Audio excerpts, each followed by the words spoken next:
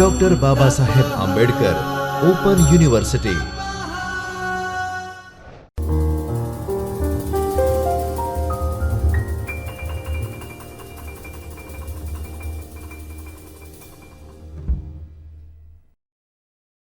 નમસ્કાર મિત્રો, doctor Baba Saheb Ambedkar open યુનિવર્સિટીના ડિપાર્ટમેન્ટ ઓફ લાઇબ્રેરી ઇન્ફોર્મેશન સાયન્સમાંથી હું નિશા આપ સૌનું હાર્દિક સ્વાગત કરું છું. મિત્રો, આપણે આજે સંશોધન પદ્ધતિઓ માસ્ટર ઓફ લાઇબ્રેરી ઇન્ફોર્મેશન સાયન્સના ઇલેક્ટિવ કોર્સ સંશોધન પદ્ધતિઓના એકમ નંબર 16 એટલે કે સંશોધન યોજનાનો અભ્યાસ કરશું. સંશોધન યોજના એટલે કે રિસર્ચ પ્લાન. વ્યાખ્યા જોઈશું. સંશોધન યોજનાની દરખાસ્ત અને સંક્ષિપ્ત સાર જેવા શબ્દો સાથે પર્યાય તરીકે ઉપયોગ કરવામાં આવે છે. તમારા સંશોધનની રૂપરેખાનો સંદર્ભ આપે છે. સંશોધન રૂપરેખા અને સંશોધન યોજના માટે તમે શું કરવા જઈ રહ્યા છો, અથવા તો તમે તે શા માટે કરવા જઈ રહ્યા છો, તમે તે કેવી રીતે કરશો, અથવા તમે કયા સ્ત્રોતનો ઉપયોગ કરવાના છો. સંશોધન માટેની રૂપરેખા એ સંશોધન માટેનો વ્યૂ છે. એટલે કે આ પ્રશ્નોના જવાબ તમે સંશોધનમાં શું કરવા જઈ રહ્યા છો અને તે કઈ રીતે કરવાના છો, આ બધી જ પ્રશ્નો ના જવાબ જ્યારે આપીએ છીએ ત્યારે સંશોધન યોજના બને છે. સંશોધન માટેની રૂપરેખા એ સંશોધન માટેનો વ્યૂ છે. જે આપણે આગળ ભણ્યા કે સંશોધન રૂપરેખા એટલે શું, તો સંશોધનની રૂપરેખા એ સંશોધનનો વ્યૂ છે. જ્યારે સંશોધન યોજના એ કાર્યવાદી છે. એટલે કે પહેલાં આપણે વ્યૂહરચના તૈયાર કરવાની છે અને સંશોધન યોજના રિસર્ચ પ્લાન જેમાં કાર્ય કરવાનું છે. સંશોધનની રૂપરેખામાં તમારું સંશોધન શું છે, શા માટે છે અને કઈ રીતે કરવાના છે તેને લગતી એક યોજના તૈયાર કરવાની છે. જ્યારે સંશોધનની રૂપરેખા એ સંશોધન યોજનાને એકસૂત્રતા કરવામાં મદદ કરે છે. રૂપરેખામાં લેવાયેલા નિર્ણયો વધારવા તમારા સંશોધન સાથે સંલગ્ન હોય તેવા વહીવટીય નિર્ણયનું વર્ણન કરે છે. તે યોજનાના શીર્ષકથી કરીને સંશોધનનું હંગામી માળખું વ્યવસ્થિત રીતે રજૂ કરે છે. અહીંયા શું કીધું છે? હંગામી માળખું તૈયાર કરે છે, વ્યવસ્થિત રીતે રજૂ કરે છે. સંશોધનની આવશ્યકતા. સંશોધન પ્લાન એટલે કે રિસર્ચ પ્લાન જે છે તેને હેતુ અને આવશ્યકતા, એની નીડ શું છે, એનો પર્પસ શું છે. સંશોધન પ્લાનનો, સંશોધન યોજનાનો પર્પસ શું છે એની વિશે આપણે ચર્ચા કરશું. સંશોધન એ નવા જ્ઞાનની શોધ માટેના વ્યવસ્થિત પ્રયત્ન છે. સંશોધનના પ્રમાણમાં નિરપેક્ષ જ્ઞાનની ભૂમિકા છે. સંશોધન પદ્ધતિના તબક્કાવાર અભિગમને અનુસરવું રહે છે. આકસ્મિક અભ્યાસ પણ નવું જ્ઞાન ઉત્પન્ન કરી શકે છે, પરંતુ તેને સંશોધન ન કહેવાય. સંશોધનમાં વિષય શીર્ષકથી શરૂ કરી પરિણામોની રજૂઆત સુધી સંગઠિત પ્રયત્નોને આવશ્યકતા હોય છે. સંશોધન યોજનાના હેતુઓ આપણે આ પ્રમાણે લઈ શકીએ. સંશોધન માટે કરવાના કાર્યોની સૂચિત યોજના રજૂ કરવી, અધિકૃત વ્યક્તિઓની અનુમતિ મેળવવા તેમજ માર્ગદર્શન સમક્ષ કાર્ય યોજના રજૂ કરવી. સંશોધન યોજનાનો હેતુ અમુક બાબતોને લગતી માહિતી પૂરી પાડવાનો હોય છે. સંશોધન શું છે? સંશોધન શા માટે કરવામાં આવી રહ્યું છે? સંશોધન અભ્યાસનો મતલબ ઉપયોગ અથવા તો અમલ ક્યાં કરવામાં આવશે? કયા પ્રકારના કાર્યોને પ્રક્રિયાનો સમાવેશ થશે? તેનો ડેટા શું હશે? ડેટા કેવી રીતે એકત્રિત કરવામાં આવશે? કઈ પદ્ધતિનો ઉપયોગ કરવામાં આવશે અને પૃથ્થકરણ કઈ રીતે કરવામાં આવશે? આટલી માહિતી યોગ્ય રીતે જ્યારે પૂરું પાડવામાં આવે ત્યારે યોજના તૈયાર થાય છે. આ જ પ્રશ્નો આપણે સંશોધન રૂપરેખામાં પણ લીધા, પરંતુ મિત્રો આ બંને બહુ જ પાતળી ભેદરેખા છે અને આ ભેદરેખા આપણે જાણવી પડશે. સંશોધન યોજના અને સંશોધનની રૂપરેખા ડિઝાઇન એક વ્યૂઝ છે જે આપણે માનસિક રીતે તૈયાર કરીએ છીએ અને કાર્યાત્મક રીતે તેને ખરેખર ઇમ્પ્લિમેન્ટ કરવા જઈ રહ્યા છે ત્યારે તેને આપણે યોજના કહીએ છીએ. સંશોધન યોજનાના કાર્યો આ પ્રમાણે છે: શું કરવું જરૂરી છે, ક્યારે, કેવી રીતે અને કયા ક્રમમાં કરવું તેની દિશા સૂચન કરવું. સંશોધન વિષયને શરૂ કરી પરિણામો નક્કી કરવામાં આવે ત્યાં સુધીનો માર્ગ પૂરો પાડવામાં આવે છે. સંશોધન દરમિયાન તમારી પ્રગતિ મૂલ્યાંકન શક્ય બનાવવું. તમારા વિષયને તેનો વ્યાપ મર્યાદિત કરવા વ્યાખ્યાયિત કરવું. તમારા માર્ગદર્શનને સાબિત કરો કે તમે તમારા વિષયમાં ઊંડાણ ગહનતા સુધી જઈ રહ્યા છો. માર્ગદર્શક પાસે જ્યારે આપણે આ સાબિત કરવા જઈ રહ્યા છે અથવા તો જવાના છે ત્યારે વિષયનું ઊંડાણ અને ગહનતાપૂર્વકનું જ્ઞાન આપણે પાસે છે એવું ત્યારે જ પ્રૂવ થાય મિત્રો જ્યારે આપણે એનું ઊંડાણપૂર્વકનું વાંચન કરેલું હોય. સંશોધન હાથ ધરવા માટે શક્યમાન અને શક્તિમાન છો. મિત્રો હવે આની અંદર આપણે અલગ અલગ માળખું જોઈશું અને માળખામાં પહેલું આવે છે શીર્ષક. તમારા અભ્યાસનું શીર્ષક એટલે કે તમારું ડેઝર્ટેશન, થીસીસ અથવા તો જે પ્રોજેક્ટ છે તમારી યોજનાનો પ્રથમ ભાગ છે. આપણે ખાતરી કરી લેવી જોઈએ કે શીર્ષક સ્વયં સમજૂતી આપે છે કે આપણે જે કરવા માંગીએ છીએ તેના દ્વારા પ્રસરણ થવું જોઈએ.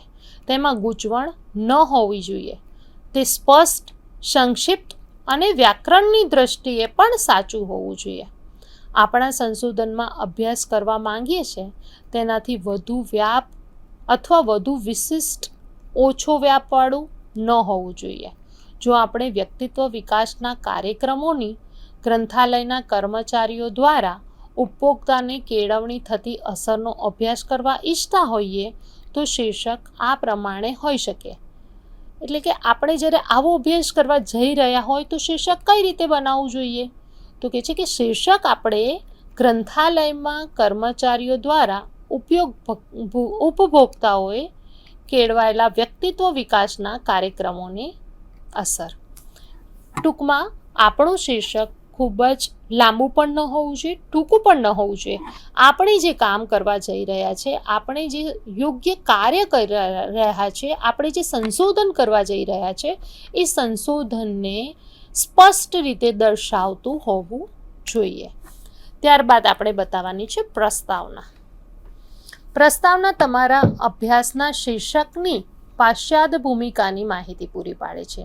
તે તમારા અભ્યાસ ક્ષેત્રને સંબંધિત સમગ્ર રીતે પ્રાપ્ત છે, શું પ્રાપ્ત છે તેનું વિવેચન કરે છે. તે શીર્ષકના કાલ્પનિક ક્ષેત્રને શૂન્યથી લઈ સ્પષ્ટ કરવામાં પ્રયત્ન કરે છે.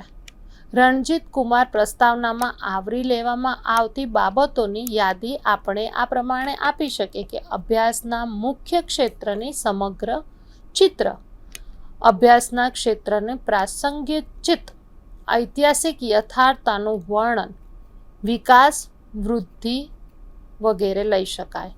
અભ્યાસનું ક્ષેત્ર સંબંધિત તાત્વિક અથવા આદર્શલક્ષી પ્રશ્નો, જો યોગ્ય હોય તો પ્રવર્તમાન પરિસ્થિતિના સંદર્ભના વલણો પણ લેવા જોઈએ.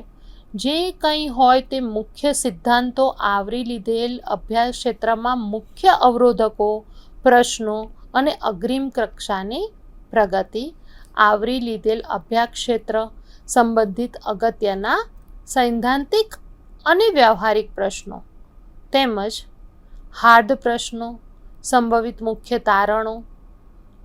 કોઈ એક ઉદાહરણ સાથે સ્પષ્ટતા કરવી હોય તો આપણે એમ કહી શકાય કે ભારતમાં શૈક્ષણિક ગ્રંથાલયની સેવાઓ ઉપર ઓટોમેશનની થતી અસરો. શું કહે છે? ભારતમાં શૈક્ષણિક ગ્રંથાલયની સેવા ઉપર ઓટોમેશનની અસરો હોય તો પ્રસ્તાવનામાં ચર્ચા આપણે જ્યારે કરતા હોય તો ઓટોમેશનની વૈચારિક અને ઐતિહાસિક ટૂંકી ચર્ચા કરવી જોઈએ. ભારતમાં ગ્રંથાલયમાં ઓટોમેશન માટે થયેલા અત્યાર સુધીના પ્રયત્નોની વાતો કરી શકાય. ભારતમાં શૈક્ષણિક ગ્રંથાલયમાં ઓટોમેશનના વલણો શું રહ્યા છે તેની પણ આપણે ચર્ચા કરવી જોઈએ. ગ્રંથાલય અને તેના સેવા ઉપર ઓટોમેશનની કઈ અસર છે તે આપણે અહીંયા દર્શાવવું જોઈએ. ત્રીજો મુદ્દો આવશે, જ્યારે આપણે માળખું તૈયાર કરતા હોય તો માળખાની અંદર ત્રીજું આવશે શોધ પ્રશ્ન. મીન્સ આપણા પ્રોબ્લેમ્સ કયા છે. પ્રોબ્લેમ્સ આપણા મીન્સ સંશોધનના પ્રશ્નો કયા છે, શોધ પ્રશ્નો આપણા કયા છે. અભ્યાસની પાશ્ચાત્ય ભૂમિકાને આગળ લઈ જતા પ્રસ્તાવના અને શોધ પ્રશ્નો બંને સાથે દૃશ્યમાન થતા હોવામાં આવે છે અથવા તો થાય છે. તફાવત એ છે કે પ્રસ્તાવના અને શોધ પ્રશ્નની તુલનામાં વધારે સામાન્ય છે. જ્યારે પ્રસ્તાવના શીર્ષક છોડી દે છે તે સાથે શોધ પ્રશ્નની શરૂઆત થાય છે. પ્રસ્તાવના જ્યારે લઈએ છીએ ત્યારે તેમાં શીર્ષક છોડી દેવામાં આવે છે. જ્યારે શોધ પ્રશ્નોની આપણે શરૂઆત કરતા હોય તો શીર્ષક સાથે તેની શરૂઆત થાય છે. તે પ્રસ્તાવનાથી આગળ વધી શીર્ષકથી વધુ ચોકસાઈયુક્ત સ્પષ્ટતા કરતો એક ભાગ છે. તમે શીર્ષક શા માટે પસંદ કર્યું છે? આ અભ્યાસ કરવામાં કોઈ જરૂરિયાત છે? તમારા શીર્ષકનો તાર્કિક આધાર કયો છે? સાંપ્રત જ્ઞાનમાં કઈ ઉણપથી પૂર્ણતા કરવા તમે ધારો છો? હવે આપણે જ્યારે આવા પ્રશ્નોની ચર્ચા કરવા જઈ રહ્યા છે ત્યારે આવશ્યકતા માનીએ છીએ કે આપણી જે પ્રસ્તાવના છે, જે આપણા શોધ પ્રશ્નો છે, પ્રસ્તાવના પછીની આપણા જે શોધ પ્રશ્નો છે, તમારા અભ્યાસનો આધાર છે, તે પ્રશ્નોને ઓળખવા જોઈએ. આ પ્રશ્નોના વિવિધ પાસાઓ યથાર્થતાથી સ્પષ્ટતા કરો. સાંપ્રત જ્ઞાનના વિસ્તારમાં મુખ્ય ઉણપ ઓળખી કાઢવાની, કેટલાક મુખ્ય શોધ પ્રશ્નો વિકસાવવા જેનો જવાબ તમે તમારા અભ્યાસ દ્વારા શોધવાના છો. તમારા લાગુ પડતું જ્ઞાન શું છે તે ઓળખો. આ પ્રશ્નોને લગતા તે સાહિત્યમાં જો વિવિધ અભિપ્રાયો હોય તો તેને પણ આપણે સ્પષ્ટતા અહીંયા કરી નાખવી જોઈએ. તમારા અભ્યાસનો ખાસ કરીને તમે જે શોધી કાઢેલી ઉણપ છે, સંદર્ભમાં તમે તે ઉણપ કેવી રીતે દૂર કરશો તેની તાર્કિક આધાર વિકસાવવો જોઈએ. આના માટે આપણે એક શોધ વિષય લઈએ કે ભારતમાં શૈક્ષણિક ગ્રંથાલયો પર સેવા ઉપર ઓટોમેશનની અસર. તો આમાં પ્રશ્નો કેવા હોઈ શકે તો એની આપણે ચર્ચા કરીએ. તો વિવિધ પ્રકારની સેવાઓ અને તેના ઉપર ઓટોમેશનની અસર જુદી પાડો. વિવિધ પ્રકારની જે સેવાઓ છે એમાં ઓટોમેશનની શું અસર છે તેને આપણે જુદી પાડવી જોઈએ. આ સંદર્ભમાં નિષ્ણાંતોએ રજૂ કરેલા મંતવ્યોની સિદ્ધાંતોની આપણે ચર્ચા કરવી જોઈએ. ઓટોમેશનની સેવા ઉપર થતી અસર, ઓટોમેશનની જે અસર થાય છે સેવા ઉપર તે વિષય અંગે વ્યાવસાયિકમાં દ્વારા થયેલા નમૂનાના અભ્યાસો રજૂ કરો. જે પહેલાં આવા અભ્યાસો થઈ ગયા છે તેને ઉદાહરણ તરીકે અહીંયા રજૂ કરવાના છે. સેવા આપનાર અને ઉપભોક્તા પર થતી અસરને અલગ પાડો. અભ્યાસ કરવાનો બાકી હોય તેવા પ્રશ્નો ઉપર પ્રકાશ પાડો. અહીંયા હાઇલાઇટ્સ કરવાની છે જે પ્રશ્નોનું સોલ્યુશન ઓલરેડી થઈ ગયું છે પરંતુ જેને હજી સોલ્વ કરવાના બાકી છે તેના ઉપર આપણે અહીંયા પ્રકાશ પાડવાનો છે. અથવા વધુ સંશોધન કરવાની આવશ્યકતા લાગી રહી છે તો તેને પણ અહીંયા આગળ હાઇલાઇટ કરવું જોઈએ. તમારા અભ્યાસ શા માટે જરૂરી છે? જો કોઈ ઉણપ હોય તો તે કેવી રીતે દૂર કરવા જઈ રહ્યા છો તેની પ્રસ્તુતતા દર્શાવવાની. જો આ પ્રકારના અભ્યાસ થઈ ગયા હોય તો તમે અગાઉના અભ્યાસ સમાવિષ્ટ ન થતી હોય તે બાબતો, અથવા કેટલાક પ્રશ્નો અગાઉના અભ્યાસમાં કપાઈ ગયા હોય, અથવા તો તમારા અભ્યાસમાં નવા પર્યાવરણ અથવા નવી શરતોના સંદર્ભમાં અથવા જુદો વ્યાપ ધરાવતા ભૌગોલિક વિસ્તાર છે તે દ્વારા ન્યાયસંગત દર્શાવી શકો છો. એટલે કે અહીંયા જ્યારે આપણે પ્રશ્નોને, શોધ પ્રશ્નોની ચર્ચા કરી રહ્યા હોય ત્યારે જે ગેપ હોય, રિસર્ચ ગેપ, પહેલાં રિસર્ચ થઈ ગયા છે, ઘણા બધા કામ તમારા વિષય ઉપર તમે જે સંશોધન કરવા જઈ રહ્યા છો એ સંશોધનના વિષય ઉપર ઘણું બધું કામ થઈ ગયું હોય, પરંતુ ક્યાંક ને ક્યાંક કોઈક ભૌગોલિક વિસ્તારની દ્રષ્ટિએ અથવા તો કોઈ ઉણપની દ્રષ્ટિએ કોઈક એવા પ્રશ્નો છૂટી ગયા હોય તેને તમે ન્યાય આપવા માંગો છો, એ ન્યાય સંગત દર્શાવી શકો તે માટેની તમારે અહીંયા આગળ હાઇલાઇટ કરવું જોઈએ. આપણે એકમ નંબર 15માં સંશોધન સંરચનામાં અભ્યાસ કર્યો છે. એ આપણને બધાને યાદ જ હશે કે આ અભ્યાસ ફરીથી સમાન લોકો પર થોડા સમયાંતર પછી સમયગાળા બાદ આધારિત ચલોમાં થયેલ વિકાસની જાણવા કરી શકાય. કેટલીક વખત એવું બને કે ઘણા જ કાર્યો થઈ ગયા છે, પરંતુ સમયની સાથે લોકોની પરસેપ્શન અથવા તો વ્યૂઝ બદલાઈ જતા હોય છે, તેમની કાર્ય કરવાની પદ્ધતિ પણ બદલાઈ જતી હોય છે.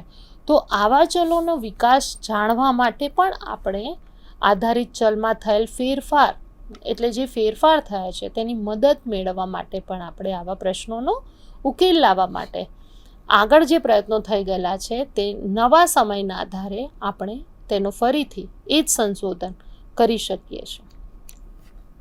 ત્યારબાદ છે વ્યાપ, એટલે કે સ્કોપ.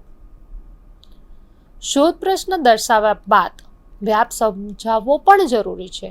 વ્યાપમાં સંશોધકે શીર્ષક ક્યાં સુધીના વિસ્તારમાં તપાસ કરવા ઈચ્છે છે તે દર્શાવવું જોઈએ. તેને વ્યાપમાં જ્યાં સુધી વિષય વસ્તુને લાગુ પડે છે તેમજ ભૌગોલિક વિસ્તારને લાગુ પડે છે તે પણ સ્પષ્ટ કરવું જોઈએ. આવરી લેવાયેલા સમયગાળાનો પણ વ્યાપમાં સમાવેશ થયેલો હોવો જોઈએ. વ્યાપમાં શીર્ષકની મર્યાદાનું નિર્દેશન પણ કરવું જોઈએ.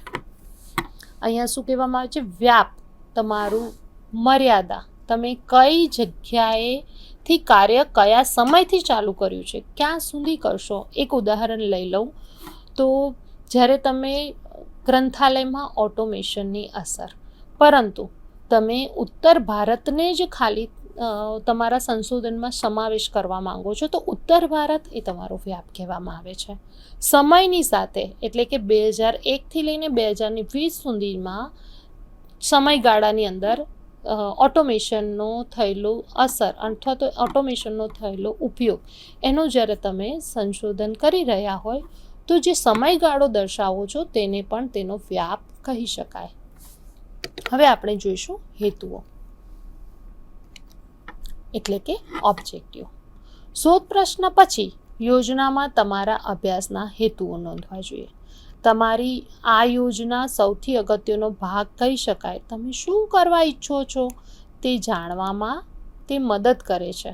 તમારા અભ્યાસમાં કોઈ પણ રસ હોય તો તે માત્ર હેતુમાંથી સમગ્ર ચિત્રની જાણકારી મેળવી લે છે. તમારા હેતુઓ જ તમારા સમગ્ર ચિત્રની જાણકારી આપી દે છે. તમે જે સંશોધન કરી જઈ રહ્યા છો તે સંશોધનનું ચિત્રની એક ગહેરી અસર છોડે છે. તમે હેતુના મહત્ત્વનો નિર્ણય સારી રીતે કરી રહ્યા છો. તે માટે મહત્ત્વની એ બાબત છે કે બળપ્રદ ભાષામાં નોંધવો જોઈએ, જેથી સ્પષ્ટ અને સંદિગ્ધ હોય. વધુમાં હેતુ તમારા અભ્યાસમાંથી શું નિષ્કર્ષ કાઢવાનો ઈરાદો હતો તેની માહિતી પણ આપે છે. તમારા હેતુ જ તમારા આઉટપુટની માહિતી પણ આપતું હોય છે. જ્યારે તમે અહીં શરૂઆત કરશો ત્યારે તમે ક્યાં પહોંચશો? આ માટે તમારે જાણવું, શોધી કાઢવું, મૂલ્યાંકન કરવું, રચના કરવી, યંત્ર દ્વારા કરવું વગેરે જેવા ક્રિયાપદોનો ઉપયોગ કરવો જરૂરી છે. જ્યારે હેતુઓની શરૂઆત કરવામાં આવે ત્યારે બીજી બાબત ધ્યાનમાં રાખવી જોઈએ કે હેતુનો વધુ વ્યાપ ધરાવતા હોવા ન જોઈએ. કોઈ પણ અભ્યાસનો ઈરાદો કોઈ પણ વ્યક્તિ સ્પષ્ટ રીતે સમજે જે તેના અથવા તો તેમના મૂલ્યાંકન કરતી વખતે મદદ કરી શકે. તમારી યોજનામાં તમે કેટલે અંશે સફળ થયા છો તે માપી શકાય તે નિદર્શન છે. આપણે ફરી એક ઉદાહરણ લઈને સમજીએ કે ભારતમાં શૈક્ષણિક ગ્રંથાલયની સેવા ઉપર ઓટોમેશનની અસર. આ એકનું એક ઉદાહરણ લેવાનું કારણ એ છે કે એક ઉદાહરણ પરથી તમારા આખી રિસર્ચની ડિઝાઇન, તમારા આખા રિસર્ચનો પ્લાન કેવો બની શકે એક ઉદાહરણ સાથે સમજાવું છું. ત્યારબાદ તમારા સંશોધનને વિષયને અહીં મૂકી અને તમે તમારી રિસર્ચ ડિઝાઇન માનસિક રીતે, એટલે કે વ્યૂ તૈયાર કરવો જોઈએ અને ત્યારબાદ તમારે તમારો યોજના પણ તૈયાર કરવી જોઈએ. અભ્યાસના હેતુઓ જ્યારે ઓટોમેશનની અસર ઉપરની વાત કરતા હોય તો કેવા હોઈ શકે? તો ઓટોમેશનની અસરની બાબતમાં આપણા હેતુઓ સેવાઓ સ્વરૂપમાં આવેલો બદલાવ, દાખલ કરેલી નવી સેવાઓ, સેવા પૂરી પાડનારની વાત, સેવાઓના ઉપયોગનું પુનરાવર્તન અને સેવાઓના ઉપયોગમાં સરળતા. આ વસ્તુનું જ્યારે આપણે માનસિક રીતે યોજના તૈયાર કરીએ, વ્યૂહ તૈયાર કરીએ અને ત્યારબાદ આપણે યોજનાને માટે આપણે આપણા હેતુમાં તેનો ઉપયોગ કરીએ એ જરૂરી છે. હવે જોઈશે ઉત્કલ્પનાઓ.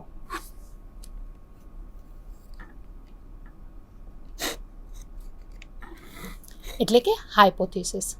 હાઇપોથિસિસ એ પૂર્વધારણા છે. પૂર્વધારણા આપણે જે કામ કરવા જઈ રહ્યા છે તેનું પહેલેથી નક્કી કરેલું એક રિઝલ્ટ છે કે આવું થશે અથવા તો આવું નહીં થાય. તમારી યોજના તો હવે પછીનો વિભાગ ઉત્કલ્પના હોવો જોઈએ. યોજના એ કેટલી પરિસ્થિતિ અથવા અવસ્થા અંગેની ધારણા, પૂર્વાનુમાન અથવા તો સાદા શબ્દોમાં આપણે અનુમાન કહી શકાય, તે આધારિત અથવા બિન આધારિત ચલ વચ્ચેના સંબંધની ધારણા છે. ઉત્કલ્પના સંશોધક જે પ્રશ્નો ઉપર કાર્ય કરે છે તેનો ઉત્તર શોધવા માર્ગદર્શન પૂરું પાડે છે. દરેક સંશોધનમાં ઉત્કલ્પના હોવી એ જરૂરી નથી. જો કે આપણે નોંધ્યું છે કે ઉત્કલ્પનાનું એક સૂત્રીકરણ અટકળ કરવાનો સમાવેશ કરે છે. તેનો અર્થ એવો નથી કે તેનો કોઈ આધાર નથી. તે સાહિત્ય સમીક્ષા દ્વારા વિભાવના સમજાવવા તથા અસ્તિત્વ ધરાવતા ચલો વચ્ચેનો સંબંધનો સમાવેશ કરે છે. તે આપણે સૂચવેલ ક્ષેત્રમાં ચલો વચ્ચેનો સંબંધની આ સાહિત્ય સમીક્ષા અને વિષય નિષ્ણાંતો બીજાઓ વચ્ચે જે આપણી ચર્ચા ઉપર આધારિત હોય છે. અભ્યાસ દરમિયાન તેનું પરીક્ષણ કરવામાં આવે છે.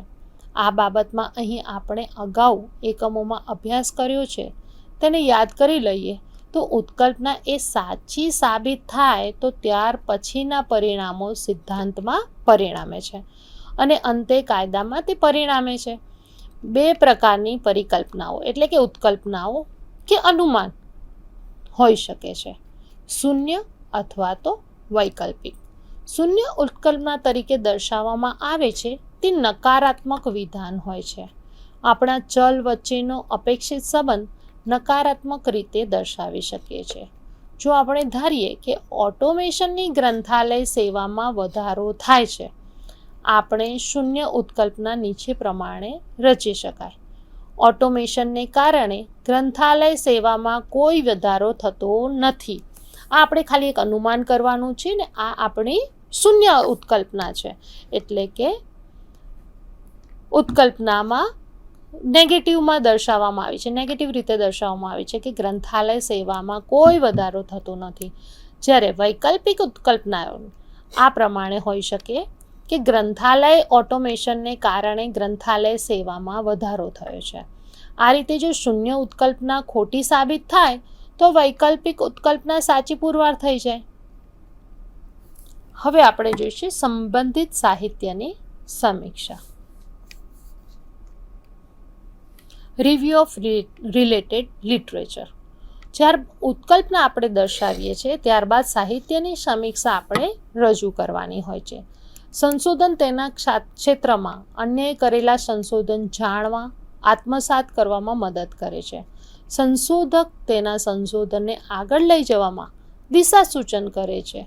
તે સંશોધન ક્ષેત્રનો પરિપક્વ થયેલ વિસ્તાર જાણી શકે છે. જ્યારે આપણે સંશોધનનું આયોજન કરીએ ત્યારે ક્યાંથી શરૂ કરવી તે સાહિત્ય સમીક્ષા દ્વારા જાણી શકીએ છીએ. સાહિત્ય સમીક્ષા સંશોધન કાર્યમાં બે જુદા જુદા તબક્કે હાથ ધરવામાં આવે છે. જ્યારે સંબંધિત સાહિત્ય સમીક્ષા ટૂંકમાં હોય છે. એ પ્રથમ તબક્કો છે. તે ફરીથી જ્યારે દરખાસ્ત અને અભ્યાસ હાથ ધરવામાં આવે ત્યારે હાથ ધરવામાં આવે છે. પાછળના ભાગના સાહિત્ય સમીક્ષાનો વ્યાપ વિસ્તૃત હોય છે. તે તમામ બાબતો અને નક્કી કરે છે સમયગાળો જે વિષય અને અભ્યાસના શીર્ષક ઉપર આધારિત હોય છે તેને તે આવરી લે છે. મીન્સ સંશોધન સમીક્ષા, સાહિત્યની સમીક્ષા સંશોધનમાં જ્યારે આપણે કરતા હોઈએ તે આપણે જે સંશોધનનો વિષય પસંદ કર્યો છે તેની આસપાસને લગતા કેટલાક કાર્યો આવા થઈ ગયા છે, કેટલા પ્રોજેક્ટ્સ થઈ ગયા છે, કેટલા ડેસર્ટેશન થઈ ગયા છે, એને લગતા કેટલા રિસર્ચ પેપર લખાઈ ગયા છે, આ બધા જની આપણી પાસે માહિતી હોવી જોઈએ. એને અહીંયા આગળ ટૂંકમાં આવરી લેવાનું છે. આ આવરી લેવાનું કારણ એક જ છે કે આપણે જ્યારે એને કરેલા કાર્યો, એમાં રહેલી ત્રુટીઓ અને એના મળેલા આઉટપુટ્સ જાણી અને આપણું સંશોધન વધુ સારું બનાવી શકીએ. હવે આપણે જોઈશું સંશોધનની સંરચના એટલે કે રિસર્ચ ડિઝાઇન, જે આપણે આના પહેલાંના લેક્ચરમાં ખૂબ જ સારી રીતે લાંબો એક લેક્ચર સાથે આપણે ભણી ગયા છે. અહીંયા આપણે ટૂંકમાં તેની વર્ણન કરશું. સંશોધન યોજનાની ઉત્કલ્પનાને કાર્યાન્વિત કરવાથી આંકડાકીય માહિતીનું પૃથ્થકરણ સુધીની રજૂઆતને સંશોધન સંરચનામાં રજૂ કરવામાં આવે છે. સંશોધન સંરચના એ તમારા સંશોધનના સ્વરૂપ, ઉપયોગમાં લેવામાં આવતી આંકડાકીય માહિતીના એકત્રીકરણની પદ્ધતિ, વિષય સાથે કરવામાં આવતા સંપર્કોની સંખ્યા અને અભ્યાસના સમયગાળાના સંદર્ભોનો કાચો નકશો છે. વ્યાપક રીતે સંશોધનનું સ્વરૂપ અવલોકન, તપાસ, વર્ણનાત્મક અથવા પ્રયોગાત્મક હોઈ શકે છે, જે તમે પસંદ કરેલ શીર્ષક પરથી જ આધારિત હોય છે. કોઈ એક અભ્યાસ એક કરતાં વધુ સંશોધન પદ્ધતિઓ સ્વીકારી શકે છે. કોઈ એક સંશોધન તપાસ સંશોધન કાર્ય સાથે શરૂ થાય છે ત્યારે તમે શીર્ષક તપાસનું વલણ ધરાવો છો. એક તબક્કે જ્યાં તમે વિષય ક્ષેત્રમાં સાહિત્ય સમીક્ષા અને અન્ય સાથેની ચર્ચા આધારિત તમે તમારા શીર્ષકનું એકસૂત્રીકરણ કરવા વલણ ધરાવો છો. અહીં સંશોધન ચુસ્ત રીતે સંશોધન પદ્ધતિનું અનુસરતું નથી. સામાજિક વિજ્ઞાનનો અને ગ્રંથાલય વિજ્ઞાનમાં પણ વર્ણનાત્મક સંશોધન પદ્ધતિને અનુસરવામાં આવે છે. તે વસ્તુની પરિસ્થિતિનું વર્ણન, ઘટના, પ્રક્રિયા, ભૂતકાળ અથવા વર્તમાનના પ્રસંગને વર્ણવે છે. જે ભવિષ્યમાં થશે તો તે પ્રયોગાત્મક પદ્ધતિ બની જશે. જો આપણે સંશોધનનું શીર્ષક ભારતમાં શૈક્ષણિક ગ્રંથાલય સેવા ઉપર ઓટોમેશનની અસર હોય તો વર્ણનાત્મક સંશોધન છે. જો સર્વે પદ્ધતિ નમૂના સ્વરૂપ અભ્યાસ અથવા વિષય વસ્તુ પૃથ્થકરણ હોય તો તમારે તે જ માહિતીનું એકત્રિત કરવાનું વર્ણન કરવું જોઈએ. જો શીર્ષક ભારતના ગ્રંથાલયમાં સેવા ઉપર ઓટોમેશનની અસર હોય તો તે સર્વેક્ષણ પદ્ધતિ થશે.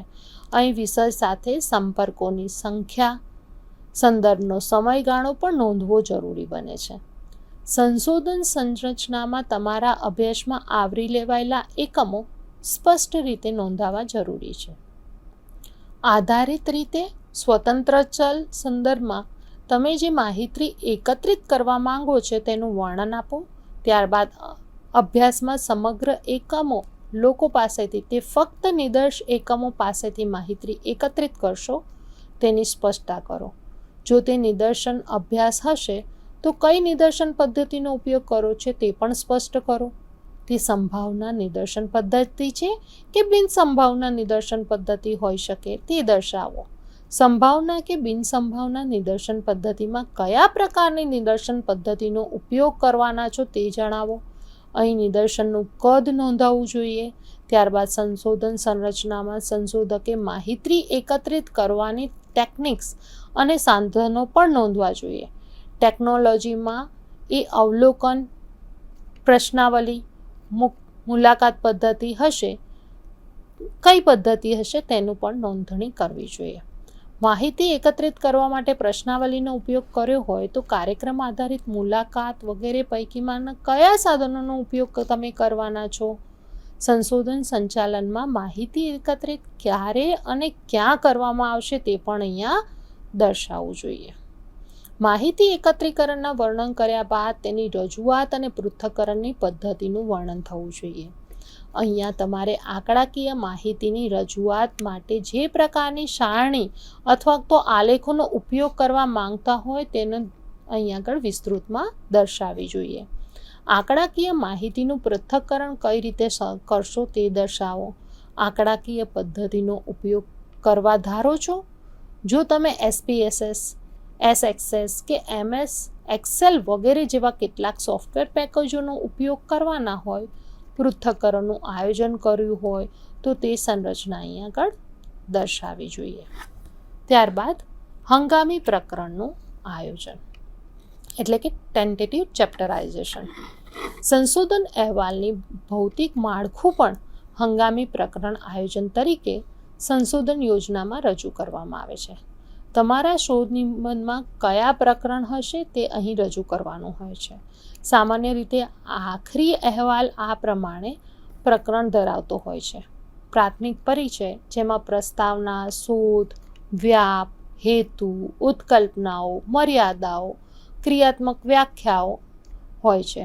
અન્ય પ્રકરણમાં સાહિત્ય સમીક્ષા, વિષય વિભાવના, સંશોધન સંરચના, માહિતી એકત્રીકરણ અને માહિતીનું પૃથ્થકરણ, અર્થઘટન, ચર્ચા, નિષ્કર્ષોનો સમાવેશ થાય છે. મર્યાદાઓ. સંશોધન યોજના રિસર્ચ પ્લાનમાં આપણી લિમિટેશન શું છે? આપણે જે સંશોધન કરવા જઈ રહ્યા છે તેની લિમિટેશન શું હશે તેની વાત કરવાની છે. દરેક સંશોધન અભ્યાસમાં મર્યાદાઓ તો હોય છે. આ મર્યાદાઓ વિષય વસ્તુ એટલે કે આવરી લેવાયેલ વિષય, ભૌગોલિક વિસ્તાર હોઈ શકે, અભ્યાસનો સમયગાળો વગેરે હોઈ શકે છે. અથવા તો સંશોધકે અગાઉથી જ પોતાના અભ્યાસમાં મર્યાદાઓ દાખલ કરવી જોઈએ. આ બાબતમાં અભ્યાસ માટે ખામી નથી. મર્યાદાઓ અભ્યાસ અને સંશોધક સ્તર પ્રમાણે જુદી જુદી હોય છે. જો મર્યાદાઓ રજૂ કરવામાં આવેલ હોય તો શોધ નિબંધનું મૂલ્યાંકન અને બાબતોને ધ્યાનમાં રાખીને કરવામાં આવે છે. ત્યારબાદ આપણે ક્રિયાત્મક વ્યાખ્યાઓ આપવી જોઈએ એટલે કે ઓપરેશન ડેફિનેશન. અન્ય કાર્યમાં જેમ સંશોધનમાં શબ્દ ભંડોળ સાથે વ્યવહાર કરવો પડે છે, આપણે જાણીએ છીએ કે કોઈ પણ ભાષાનું સ્વરૂપ જેવું છે કેવું છે તેમાં ઘણું લચીલાપણું હોય છે. સમાનાર્થી શબ્દો, વિવિધાર્થી શબ્દો અને બીજી આવેલી વિભાવનાઓ જે હોય છે તે દ્વિધામાં પરિણમે છે. આ રીતે શરૂઆતમાં જે પદોનો ઉપયોગ કરવાનો હોય તેની ક્રિયાત્મક વ્યાખ્યાઓ તરીકે પ્રમાણિત કરવી જોઈએ અને સંશોધન યોજનામાં આપવી જોઈએ. ત્યારબાદ નાણાકીય ભંડોળ એટલે કે ફંડિંગ.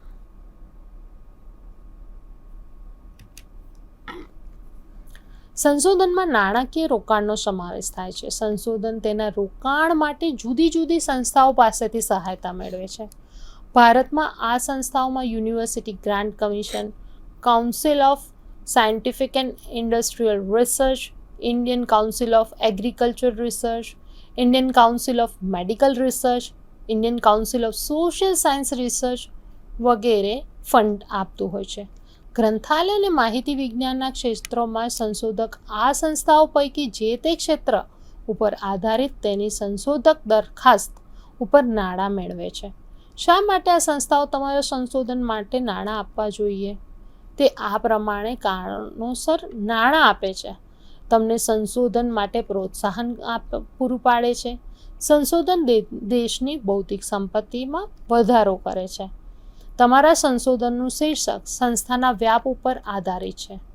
તમને તે લાભકારી નીવડી શકે. સંશોધન માટેની નાણાકીય સહાય માટે સંશોધન યોજના નાણાકીય અંદાજ રજૂ કરવો પડે છે. નાણાકીય અંદાજ જુદા જુદા શીર્ષકો નીચે રજૂ કરવા જોઈએ.